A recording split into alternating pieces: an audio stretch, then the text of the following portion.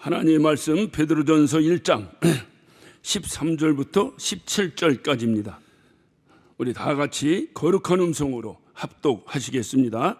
그러므로 너희 마음의 허리를 동이고 근신하여 예수 그리스도에 나타나실 때에 너희에게 가져올 은혜를 온전히 바랄지어다. 너희가 순종하는 자식처럼 이전 알지 못할 때에 쫓던 너희 사역을 본삼지 말고 오직 너희를 부르신 거룩한 자처럼 너희도 모든 행실에 거룩한 자가 되라.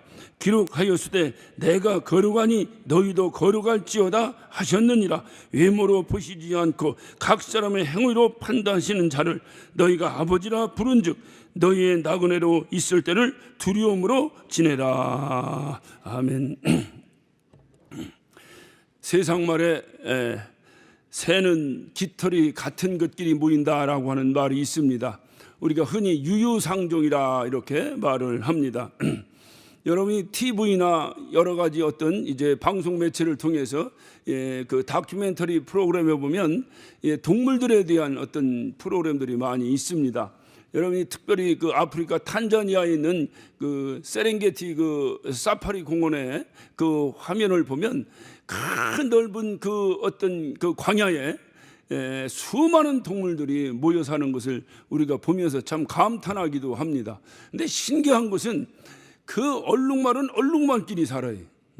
또는 기린은 기린끼리 삽니다. 또는 습지에 가면 악어는 악어끼리 살고 하마는 하마끼리 삽니다. 사자는 사자끼리 살고요. 또는 치타는 치타끼리 살아가는 것을 우리가 보게 됩니다.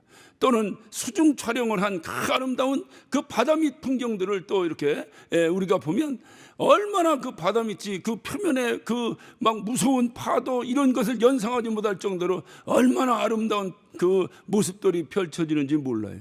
형형색색의 그 다양한 색깔을 갖고 다양한 모습을 가진 물고기들이 떼를 져서 몰려다니는 것을 여러분이 봅니다. 그때 그 떼를 지어서 몰려다니는 것을 가만히 보면 모두 같은 종류들끼리 몰려다녀요. 이렇게 파란색은 파란색끼리, 노란색은 노란색끼리, 빨간색은 빨간색끼리, 각각이 이름도 할 수 없는 그 수많은 물고기들이 이렇게 모여서 이렇게 다니는 것을 보게 됩니다. 만약에 그곳에 그것과 같지 않은 다른 것이 끼어들었다면 아마 집중적으로 공격하기도 하고 내쫓기도 하고 또는 도망가기도 하고 하면서 절대로 다른 것들과는 함께 어울리지 못하는 것을 우리가 보게 됩니다.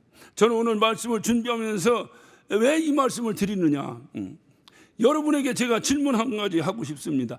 여러분 하나님과 함께 하고 싶으십니까? 그렇다면 중요한 답을 제가 말씀을 드린 거예요. 하나님과 함께 하기를 원한다면 우리는 반드시 하나님과 같아야 합니다. 그래야 하나님과 같아야 하는 거예요. 그런데 하나님은 어떤 분이시냐? 하나님은 거룩하신 분이라고 그랬어요. 그렇다고 한다면 우리가 거룩해야 거룩하신 분과 함께 사는 거예요. 우리가 거룩하지 못하면서 거룩하신 하나님과 함께 산다고 하는 것은 그것은 우리의 욕심입니다. 하나님과는 아무런 상관이 없는 것들입니다. 그러므로 우리가 우리 신앙인의 가장 최고의 이 땅에 사는 동안의 목적이 뭐겠어요? 이 땅에서 하나님과 함께 살다가 주님 부르신 난 영원한 나라에서 하나님과 영원히 사는 것, 그것 외에 무슨 꿈이 우리에게 더 있겠습니까? 만약에 이것이 우리 신앙인의 최고의 꿈이라고 한다면 우리는 결단코 거룩해야 될 것입니다.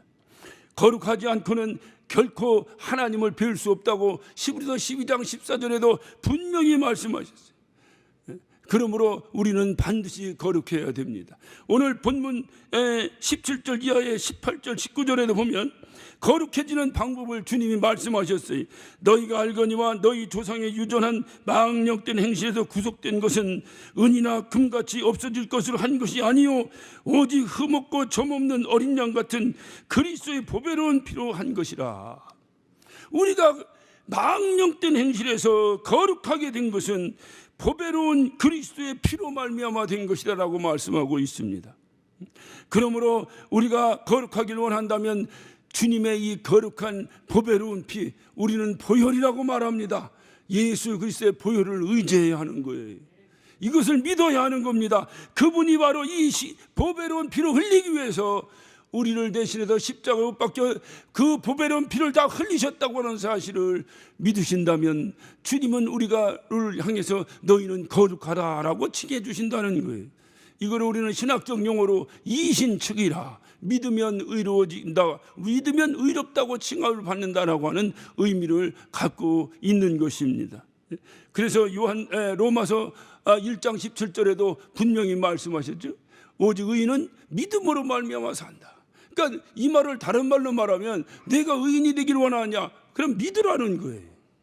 믿는 자만이 의인이라는 겁니다. 이것을 이제 로마서 1장 17절 통해서 강조하고 있는 것입니다.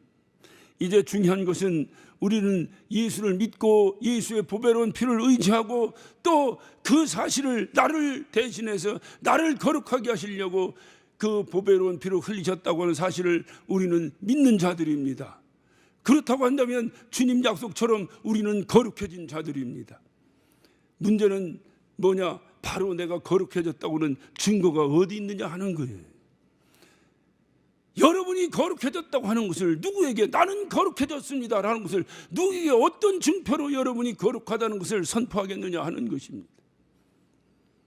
바로 이 선포가 없는 거룩은 죽은 거룩입니다.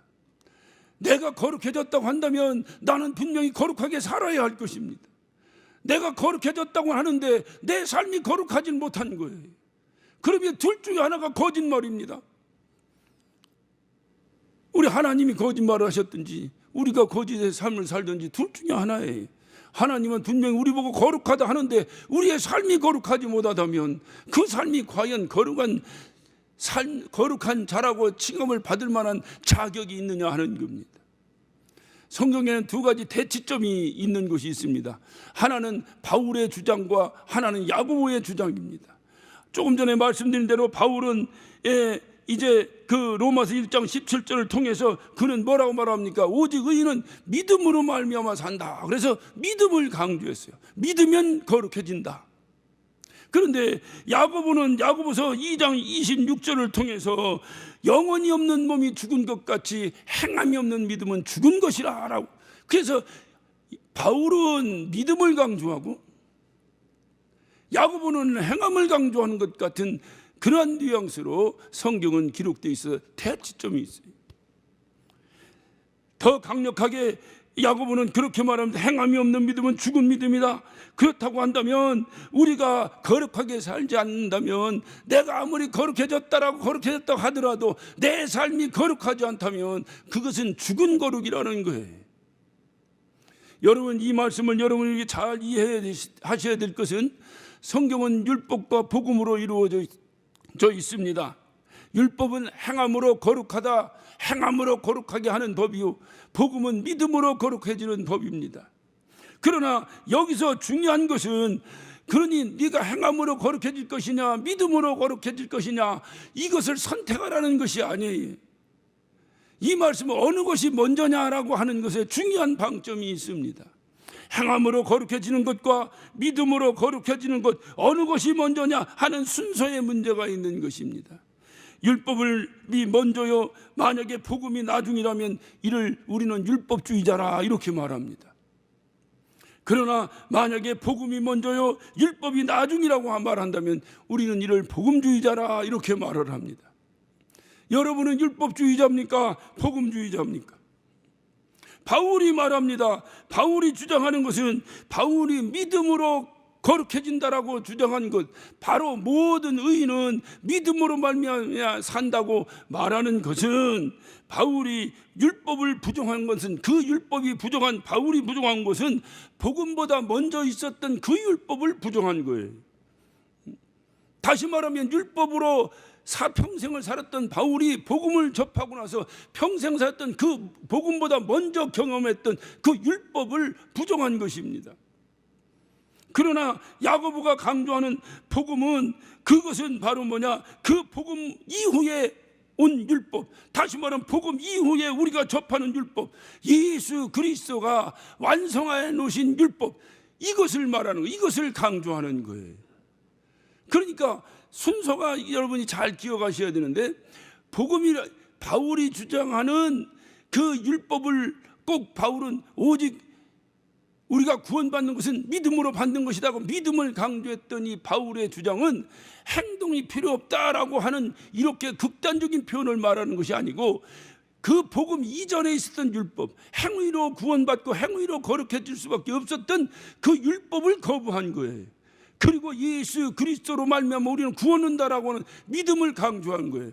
그런데 야고보는 누구냐? 야고보는 그렇게 말한 것이 아니고 그 복음 이후에, 내가 예수를 만나 거룩해진 이후에 나에게 다가오는 율법은 과연 무엇이냐 하는 겁니다.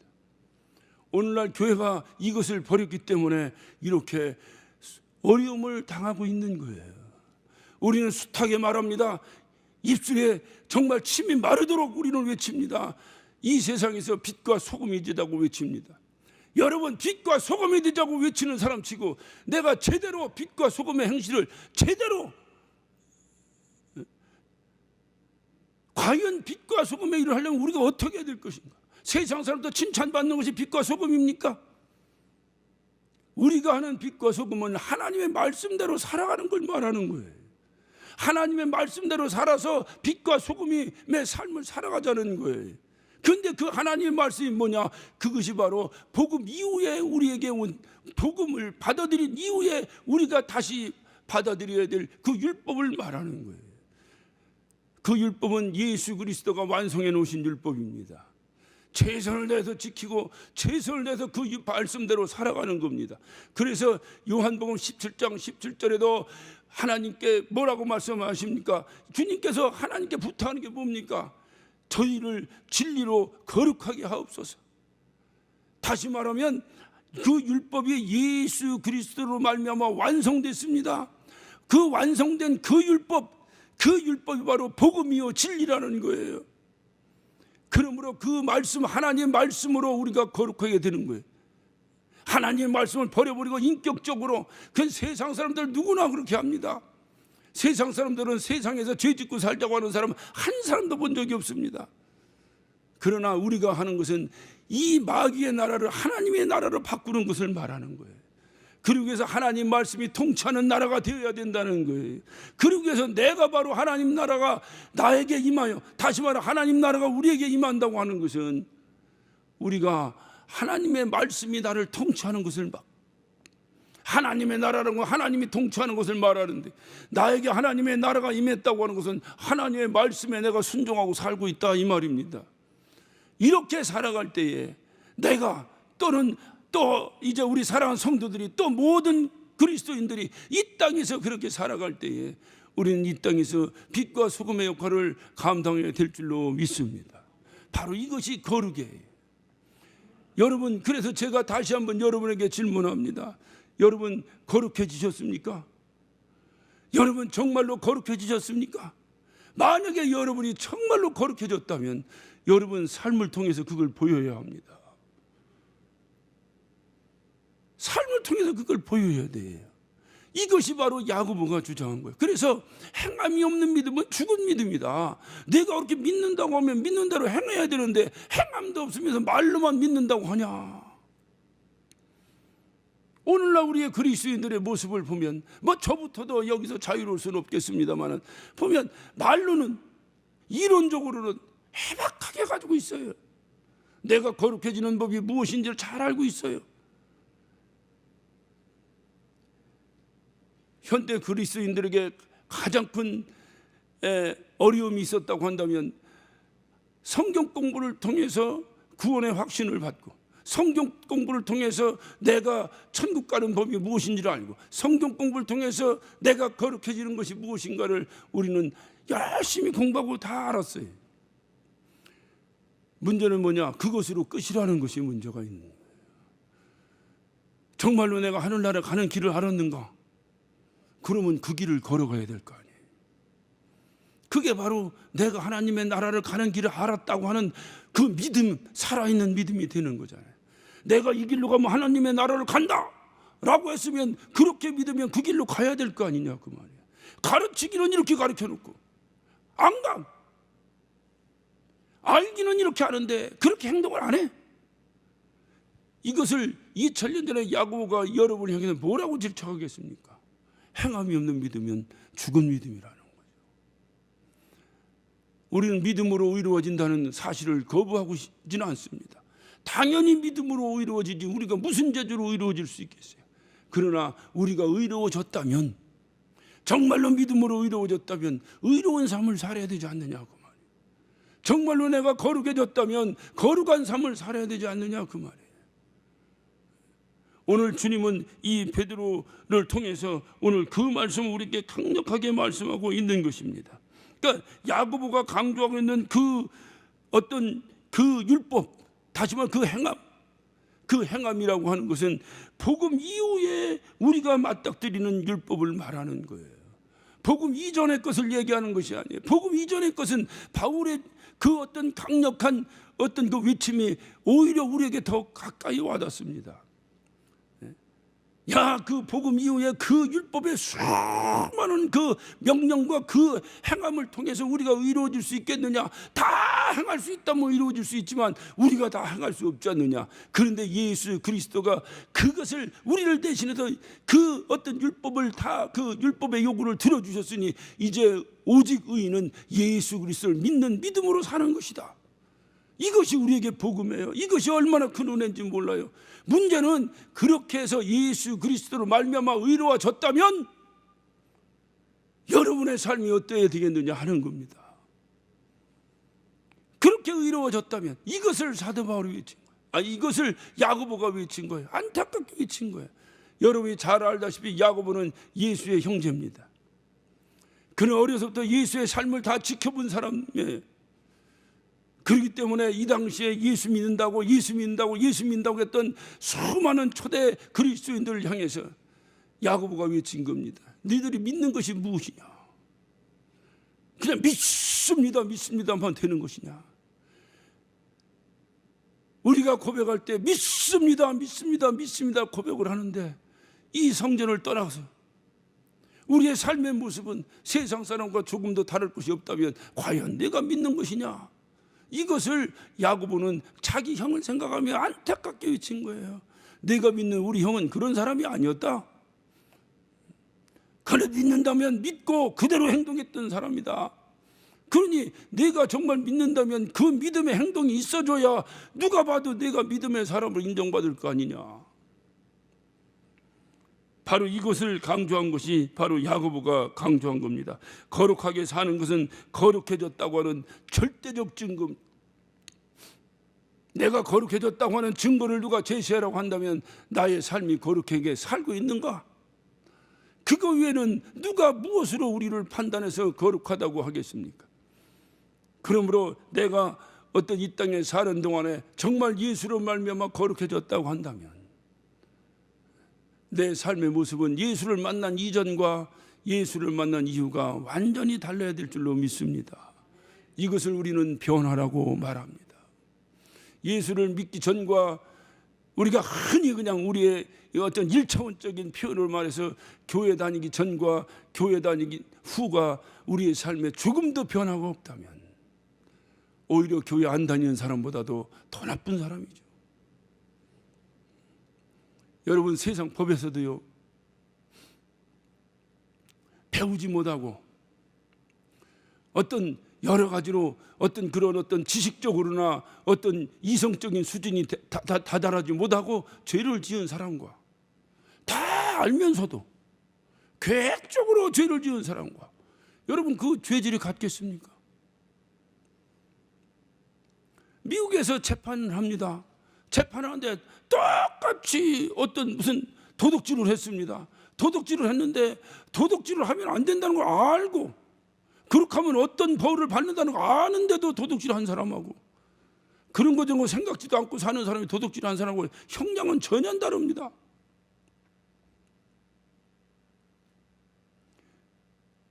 여러분 그것이 성경적이에요.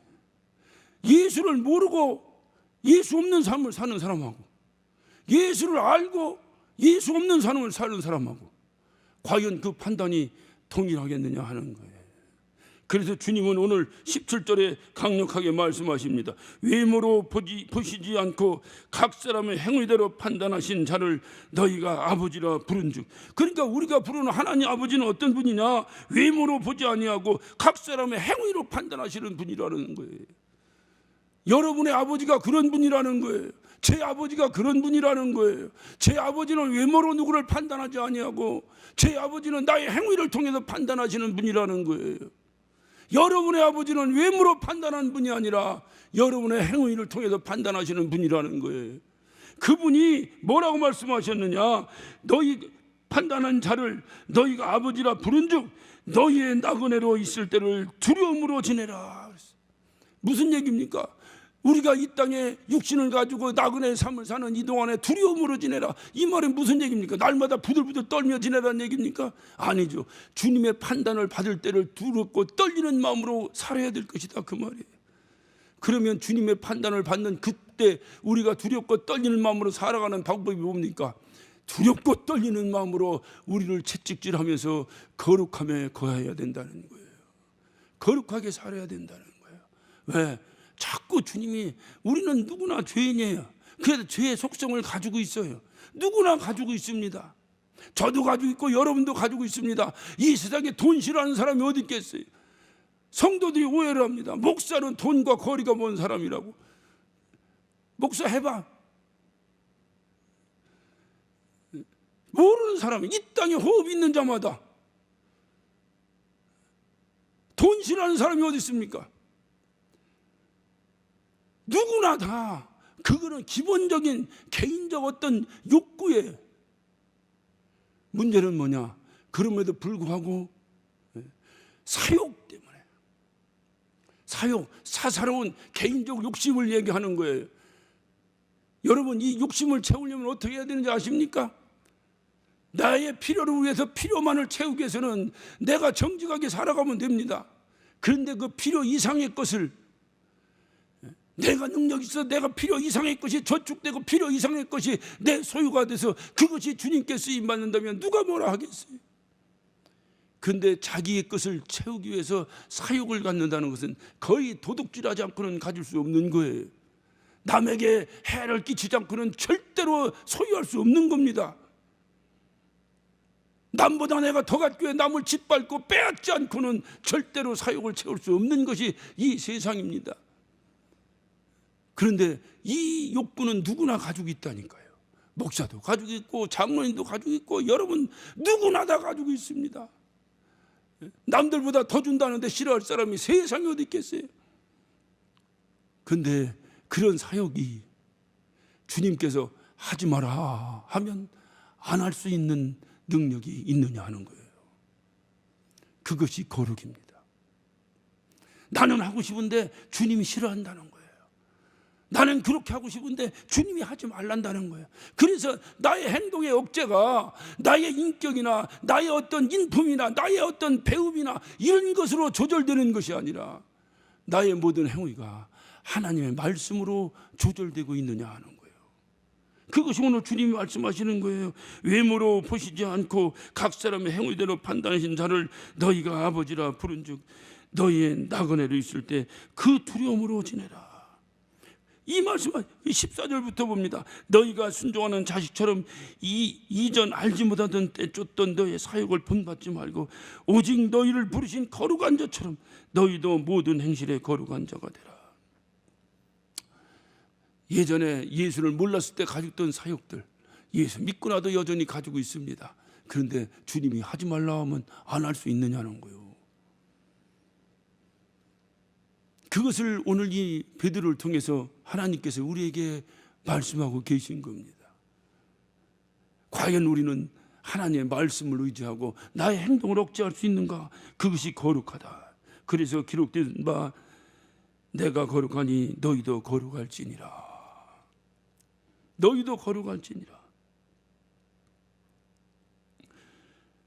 그러므로 우리는 바로 내가 정말로 주의 말씀을 의지하고 진리로 거룩해졌다면 그 거룩해졌다고 하는 증표가 무엇이냐고 누가 묻는다면 나의 삶이 주의 말씀으로 제어받고 주의 말씀으로 거룩하게 변했다고 하는 것을 우리는 보여줄 수 있느냐 하는 거예요.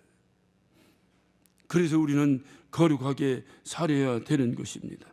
주님께서 말씀하십니다. 바로 복음은 거룩하게 하기 위함. 복음은 나를 거룩하게 하기 위함이에요. 그러나 복음 후에 율법은 거룩하게 살기 위한 하나님의 말씀입니다. 그래서 내가 예수로 말미암아 거룩하게 된다면은 율법을 버리는 것이 아니에요. 그 율법대로 살려고 몸부림치는 거예요. 살려고 몸부림칠 때에 우리의 삶은 변화가 일어나기 시작합니다. 그런데도 우리는 그렇게 다 살 수 있겠어요? 그렇게 자신할 수 있습니까? 아무리 그렇게 살려고 해도 살 수 없는 것이 우리의 부족함입니다. 그러나 우리의 그 최선을 다해 주님 말씀대로 살려고는 그 몸부림 끝에 나머지 부족한 것은 우리 주님이 해결해 주신다는 거예요. 그래서 우리는 주님을 의지하는 거예요. 그래 우리는 주님 붙잡고 살아가는 거예요. 우리는 이렇게 알고 있습니다. 율법을 지켜야 사는데 우리가 율법을 지키지 못했는데 우리 주님께서 율법을 완성하셨기에 이제 주님 등어리에만 올라타기만 하면 우리는 율법을 다 지켜 거룩해진 거라고 합니다. 틀린 말은 아니에요. 그런데 주님 등어리에 올라탔다는 것이 무슨 뜻이겠어요? 주님 말씀대로 살고 있다는 거죠. 왜? 주님 등어리에 올라탄 자가 거룩하지 못한데 어떻게 주님 등어리에 올라탈 수 있겠어요? 우리 주님은 거룩하신 분입니다. 우리 하나님은 거룩하신 분입니다. 이 거룩하신 분과 함께하기 위해서는 필수적 조건이 바로 뭐냐? 내가 거룩하냐 그 말이에요. 우리는 거룩하다고 말합니다. 자신 있게 말합니다. 왜? 믿음으로 거룩해진다고 했으니 난 믿습니다 그 말이에요. 문제는 뭐냐? 그렇게 거룩해졌다고 한다면 우리 삶이 지금 거룩하게 살고 있느냐? 오늘 베드로를 통해서 주님이 말씀하시는 겁니다. 바로 나는 너의 행실을 통해서 너를 판단할 것이다. 우리는 나는 믿었습니다. 난 믿기 때문에 거룩합니다 라고 말할 수 있을지 모르지만 우리를 판단하시는 우리의 아버지는 나의 행실을 통해서 네가 거룩한 자다 아니다를 판단하시겠다는 거예요. 이런 하나님 아버지 앞에서 과연 나의 삶은 어떠해야 될 것인가? 우리가 좋은 교회를 만들자고 또는 우리가 정말로 개혁해보자고 외치는 중요한 핵심이 뭐겠어요? 이론적 거룩함에서 행동 있는 실천적 거룩함으로 바꾸자는 거 아니겠어요? 이론적으로 거룩해서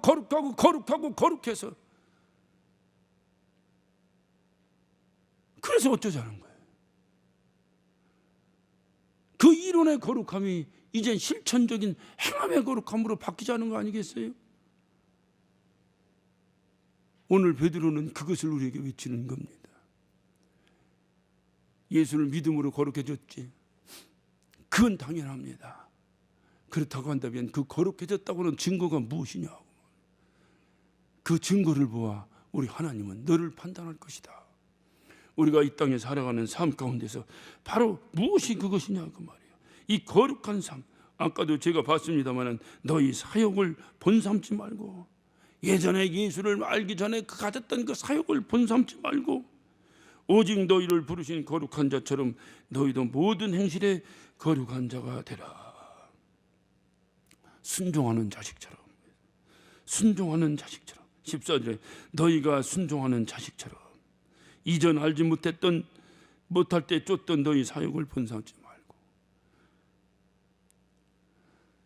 저는 이 말씀을 묵상하면서 순종하는 자식처럼, 누구의 자식이란 얘기입니까?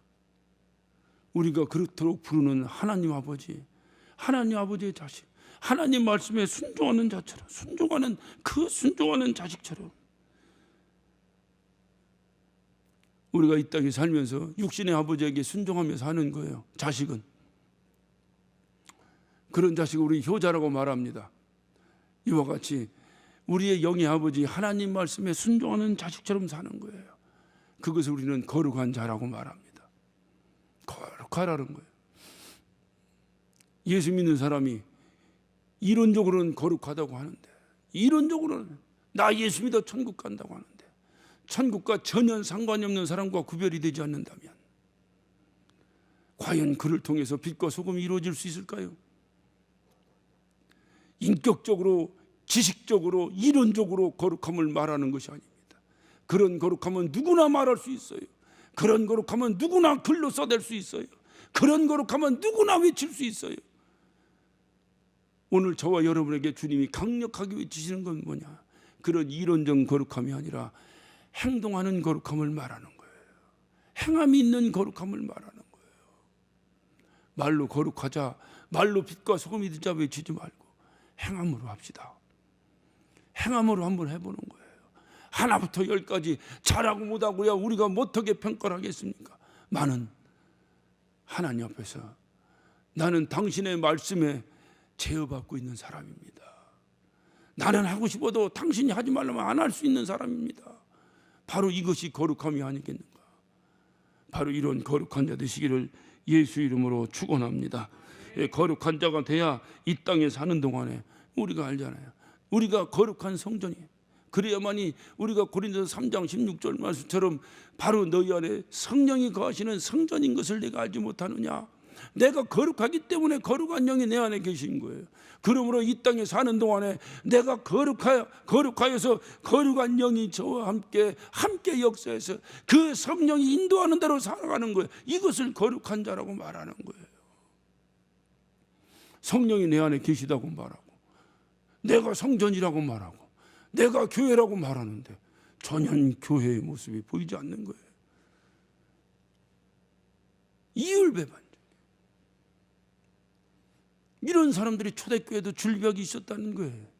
그러니까 이 말씀을 하는 거예요. 그렇게 거룩한 거 말고 그런 이론적 거룩함 말고 네가 믿는 아버지, 너희 아버지는 너의 행위를 통해서 판단하시는 분이니 네가 거룩한 행위를 가지고 살아야 될 것이다.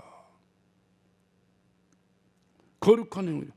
그래서 성도는 성령으로 인도함 받는 자입니다. 여러분 좀 한번 찾아봅시다. 요한복음 16장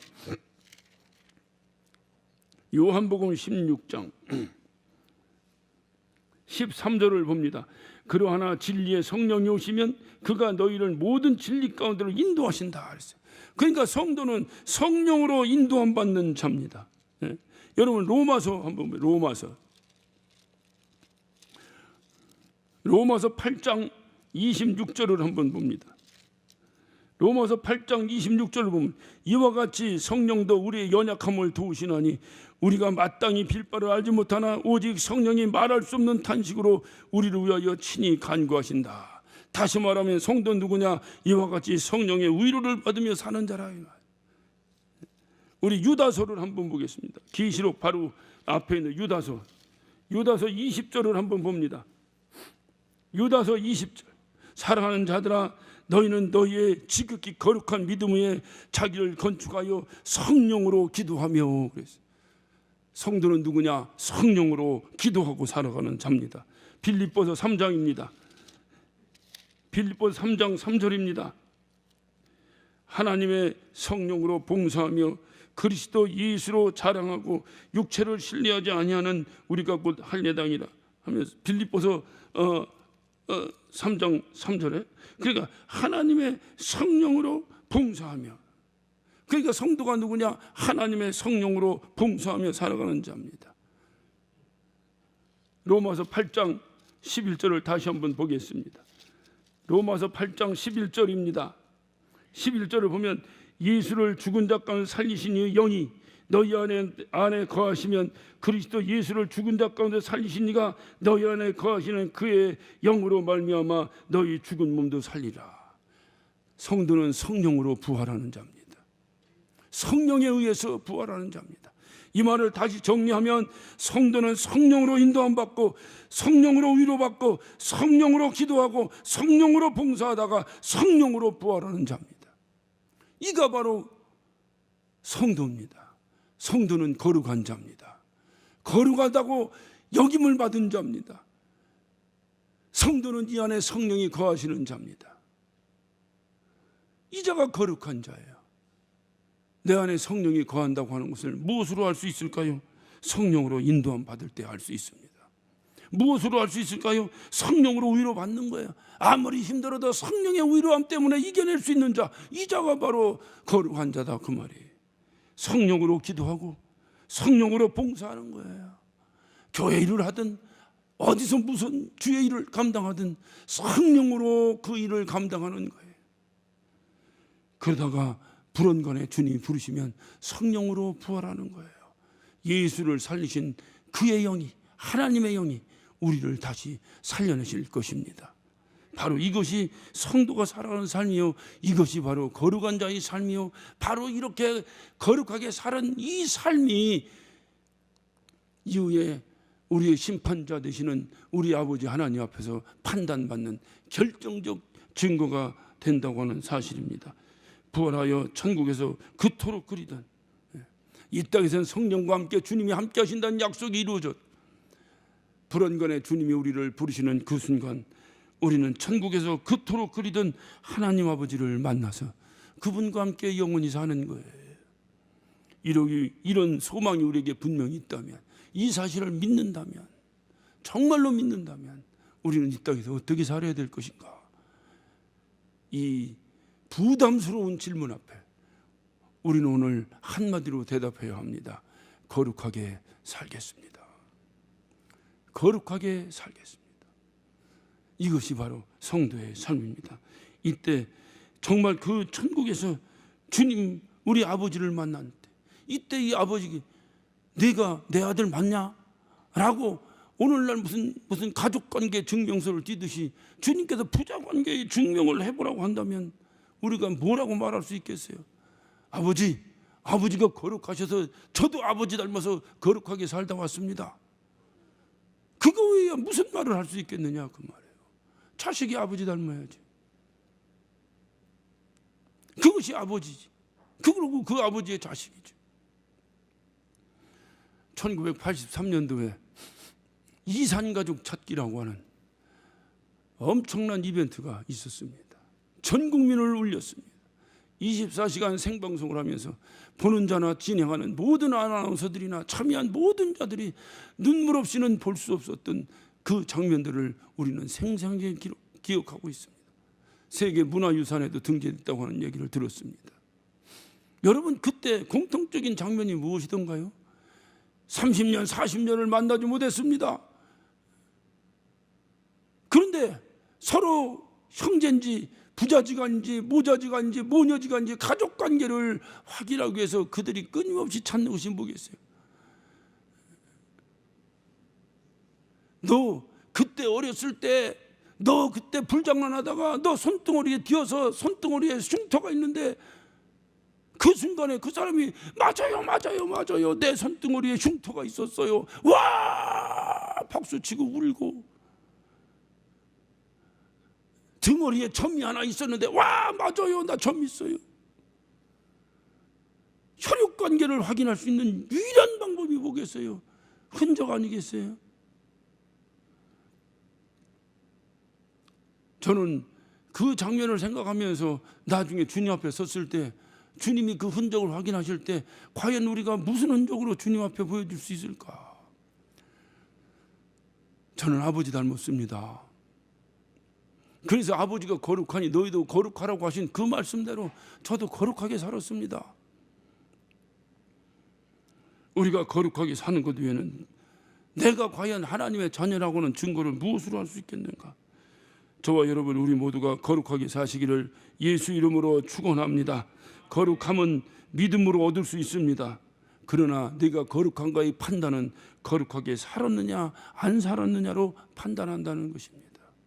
내가 거룩해지면 믿음으로 얻을 수 있으나 우리 하나님의 판단은 내가 믿음으로 정말 거룩해 졌느냐 안 졌느냐의 판단은 내가 그렇게 살았느냐 안 살았느냐로 판단한다고 말씀하십니다. 이 사실을 믿는다면 오늘 주님 말씀대로 나그네로 있을 때에 15절에 오직 너희를 부르신 거룩한 자처럼 너희도 모든 행실에 거룩한 자가 되라 라고 말씀하셨습니다. 두렵고 떨림으로 나그네로 있을 때에 우리는 두려운 마음으로 거룩한 삶을 사시기를 예수 이름으로 축원합니다. 기도하십시다. 오늘 시간 우리 다 같이 한 목소리로 기도하실 때에 하나님, 우리가 이 땅에 살면서 하나님 앞에 정말 이제 칭찬받는 자녀의 삶을 살기를 간절히 원합니다. 우리의 원함이 진정 내 중심의 신령과 진정임을 주님 앞에 공개하고 만천에 공개하기를 원합니다. 그러기 위해 우리의 삶이 부족하나 마나 거룩하게 살기를 우리는 원합니다. 거룩하게 삶이라고 하는 것은 나의 욕심을 하나님의 말씀 앞에 제어당하고 있는가 하는 것입니다. 하나님, 주님이 뭐라고 말씀하시든 주님 말씀에 순종하며 주님 망신시키지 아니하고 주님 욕배이지 아니하고 내가 주님의 자녀의 삶을 살기를 원합니다. 하나님, 우리의 삶이 거룩한 삶 되게 하여 주옵소서. 우리 간절한 마음으로 하나님, 내 삶을 거룩하게 인도하여 달라고. 성도는 성령으로 인도함 받는 자라 했으니 성령으로 내 삶을 거룩하게 인도하여 주옵소서. 우리 다 같이 주여 삼창하시고 한 목소리로 기도하십니다.